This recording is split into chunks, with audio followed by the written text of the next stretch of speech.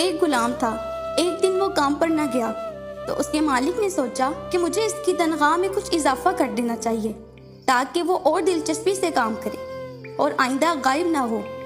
اگلے دن مالک نے اس کی تنخواہ سے زیادہ پیسے اسے دیے جو اس نے خاموشی سے رکھ لیے، لیکن کچھ دنوں بعد وہ دوبارہ غیر حاضر ہوا تو اس کے مالک نے غصے میں آ کر اس کی تنخواہ میں کیا گیا اضافہ ختم کر دیا اور اس کو پہلے والی تنخواہ ہی دی۔ غلام نے اب بھی خاموشی اختیار کی تو مالک نے کہا، جب میں نے اضافہ کیا تو تم خاموش رہے اور اب جب کمی کی تو پھر بھی خاموش ہو، کیوں؟ تب غلام نے جواب دیا، جب میں پہلے دن غیر حاضر تھا تو اس کی وجہ بچے کی پیدائش تھی اور آپ کی طرف سے تنخواہ میں اضافے کو میں نے وہ رزق خیال کیا جو وہ اپنے ساتھ لے کر آیا، اور جب میں دوسری مرتبہ غیر حاضر تھا تو اس کی وجہ میری ماں کی وفات تھی، اور آپ کی طرف سے تنخواہ میں کمی کو میں نے وہ رزق خیال کیا جو وہ اپنے ساتھ واپس لے گئی۔